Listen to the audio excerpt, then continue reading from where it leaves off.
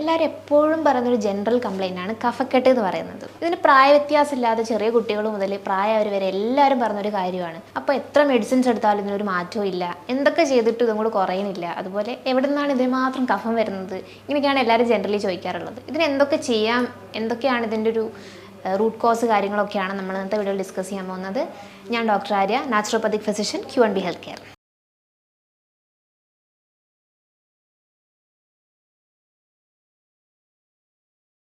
കഫക്കെട്ട് അല്ലെങ്കിൽ കഫം എന്ന് പറയുന്നത് മ്യൂക്കസ്. ഇത് എവിടെ നിന്നാണ് വരുന്നത് നമുക്കറിയാം. മ്യൂക്കസ് മെംബ്രെയിൻ നമ്മുടെ ശരീരത്തിൽ മൂക്ക് തൊട്ട് വായ അതുപോലെ ത്രോട്ട് എല്ലാ ഇൻറ്റേർണൽ ഓർഗൻസിനും എല്ലാത്തിനെയും പ്രൊട്ടക്റ്റ് ചെയ്യുന്ന ഒരു ലെയറാണ് മ്യൂക്കസ് മെംബ്രെയിൻ എന്ന് പറയുന്നത്.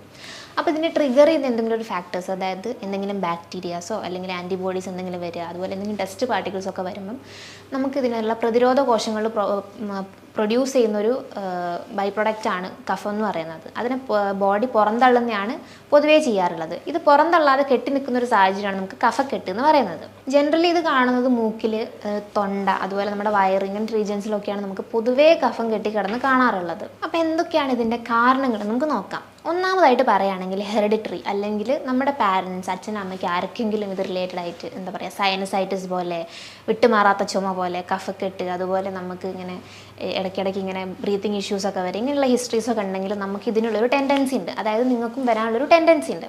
അപ്പം ഒരു എന്തെങ്കിലും ഒരു ട്രിഗറിങ് ഫാക്ടർ അല്ലെങ്കിൽ ഒരു പ്രായം കഴിഞ്ഞാലൊക്കെ നമുക്കിത് ഒരു ട്രിഗറിങ് ഫാക്ടേഴ്സൊക്കെ വന്നു കഴിഞ്ഞാൽ നമുക്ക് ഇതൊരു പുറന്തള്ളാനും ഈ ഒരു കണ്ടീഷൻ വരാനും ഒക്കെ ഒരു സാഹചര്യമാണ്. ഒരു 40 വയസ്സ് കഴിഞ്ഞാലൊക്കെ പൊതുവേ ഇങ്ങനത്തെ ഒരു ഹെറിഡിറ്ററി ഒരു ഹിസ്റ്ററി ഉള്ള ആൾക്കാർക്ക് പൊതുവേ ഒരു 40 വയസ്സോ കഴിഞ്ഞാൽ ഇങ്ങനെ ആസ്മ പോലുള്ള കണ്ടീഷൻസൊക്കെ പൊതുവേ കാണാറാണ് പതിവ്. രണ്ടാമത് പറയുകയാണെങ്കിൽ ചില ഫുഡ് ഐറ്റംസ്. ഈ ഫുഡ് ഐറ്റംസ് നമ്മളിപ്പം ഭക്ഷണം കഴിക്കുന്നത് ഡയറക്റ്റ്ലി നമ്മൾ അതിനെ പോയിട്ട് നമുക്ക് ഇങ്ങനെ ഒരു കഫക്കെട്ട് വരണമെന്നല്ല പറയുന്നത്. ഇത് നമ്മൾ എന്താ പറയുക ഈ ചില പദാർത്ഥങ്ങൾ ഇതിനെ ട്രിഗർ ചെയ്യും.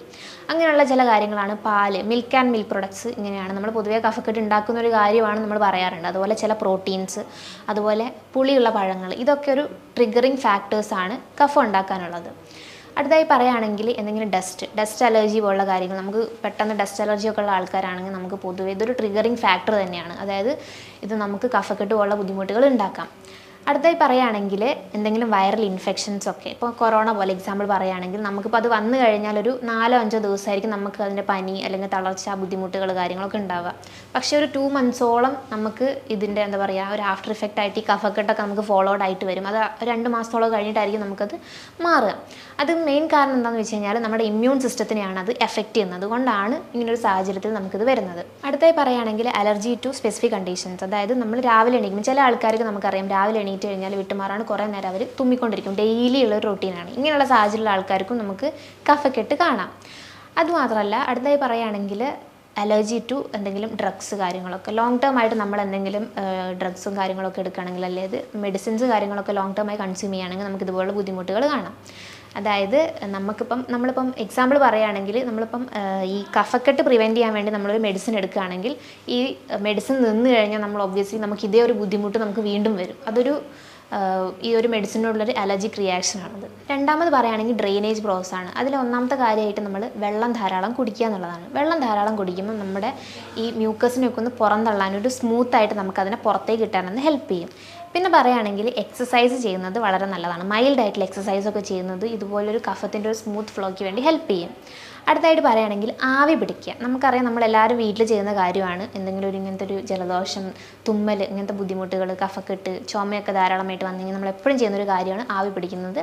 അതിപ്പോൾ നമുക്ക് എന്തെങ്കിലും തുളസിയിലയോ അല്ലെങ്കിൽ പനിക്കൂർക്കയുടെ ഇലയൊക്കെ വെച്ചിട്ട് നമുക്ക് ഇട്ടിട്ട് നമുക്കിതുപോലെ ആവി പിടിച്ചു കഴിഞ്ഞാൽ നമുക്കിതുപോലൊരു ഡ്രെയിനേജിനെ നമുക്ക് സ്മൂത്താക്കിയിട്ട് കൊണ്ടുവിടാൻ പറ്റും. ആവി പിടിക്കുമ്പോൾ തന്നെ മറ്റൊരു കാര്യമാണ് നമ്മുടെ മൈൽഡായിട്ടൊരു ബ്രീത്തിങ് എക്സസൈസ് ചെയ്യുക. ഒരു ഇൻഹലേഷൻ ആൻഡ് എക്സലേഷൻ പോലെ നമുക്കൊരു കാര്യം ചെയ്യുക. അതായത് നമ്മൾ ഡീപ്പായിട്ട് ഇൻഹേൽ ചെയ്തിട്ട് ഒന്ന് ഹോൾഡ് ചെയ്തിട്ട് ഫോഴ്സ്ഫുള്ളി നമ്മൾ വായക്കൂടി ഒന്ന് എക്സേൽ ചെയ്ത് വരുമ്പോൾ നമുക്കൊരു ചുമ വരും. ഈ ചുമയിലൂടെ നമുക്ക് നമ്മുടെ ഒരു കഫം പുറന്തള്ളാനുള്ള ടെൻഡൻസി ഉണ്ടാക്കുന്നുണ്ട്. ഇതും നമ്മുടെ ഒരു ഡ്രെയിനേജ് പ്രോസസ്സിനെ ഹെൽപ്പ് ചെയ്യുന്നൊരു കാര്യമാണ്. അടുത്തായിട്ട് നമുക്ക് നാച്ചുറലായിട്ട് ഇതിനെ എങ്ങനെയൊക്കെ ഒന്ന് പ്രിവെൻറ്റ് ചെയ്യാൻ പറ്റും നമുക്ക് നോക്കാം.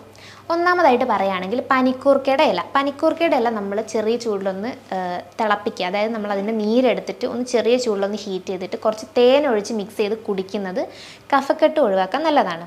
അതുപോലെ തന്നെ ഒരു കാര്യമാണ് നമ്മുടെ പനിക്കൂർക്കയുടെ ഇല വാട്ടിയിട്ട് അതിന് നീരൊന്ന് പിഴിഞ്ഞെടുത്തിട്ട് നമ്മൾ അങ്ങനെ കൺസ്യൂം ചെയ്യുന്നതും നമ്മുടെ കഫം നേർപ്പിക്കാനൊരു ഹെൽപ്ഫുൾ ആയിട്ടൊരു കാര്യമാണ്. ഇത് കുട്ടികൾക്കൊക്കെ നമ്മൾ പൊതുവേ കൊടുക്കാറുള്ളൊരു കാര്യമാണ്. അതുപോലെ രണ്ടാമതായിട്ടുള്ളൊരു കാര്യം കർപ്പൂരം.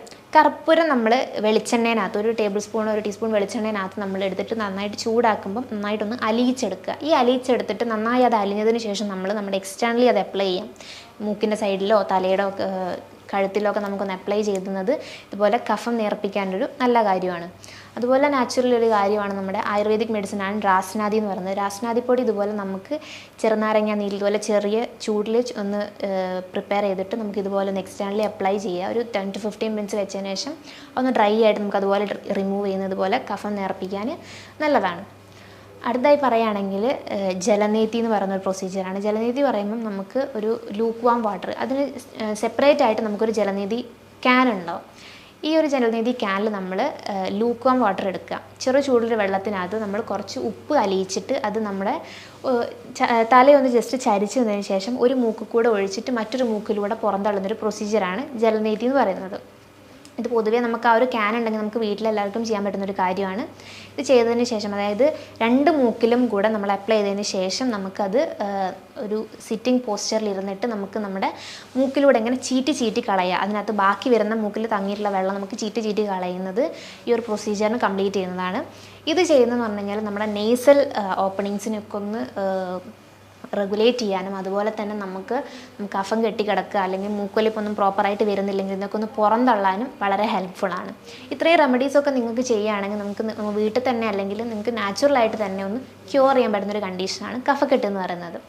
അതല്ല ഇനിയിപ്പം ലോവർ റെസ്പിറേറ്ററി ട്രാക്ട് അല്ലെങ്കിൽ നമ്മുടെ ബ്രോങ്കസിന് താഴെയായിട്ടാണ് ഇങ്ങനെ കഫം കെട്ടി കിടക്കുന്ന ഒരു ഇൻഫെക്ഷൻ കാര്യങ്ങളൊക്കെ ഉള്ളതെങ്കിൽ നിങ്ങൾ തീർച്ചയായിട്ടും ഒരു ഡോക്ടറിനെ കൺസൾട്ട് ചെയ്തിട്ട് ഫർദർ ഇൻവെസ്റ്റിഗേഷൻസും മെഡിസിൻസും കാര്യങ്ങളൊക്കെ എടുത്തതിന് ശേഷം മാത്രമേ നമ്മളത് പ്രിവെൻറ്റ് ചെയ്യാൻ പാടുള്ളൂ. കാര്യം എന്താണെന്ന് വെച്ച് കഴിഞ്ഞാൽ ഇത് നമ്മൾ ലോങ് ടേം ആയിട്ട് വെക്കുമ്പോൾ നമുക്ക് ഒരു ക്രോണിക് ആയിട്ടുള്ള ഇൻഫെക്ഷൻ, അതായത് ന്യൂമോണിയ പോലുള്ള ഇൻഫെക്ഷൻസൊക്കെ നമുക്ക് ഫർദർ വരാൻ വളരെ ഒരു കാരണമാകുന്നുണ്ട്.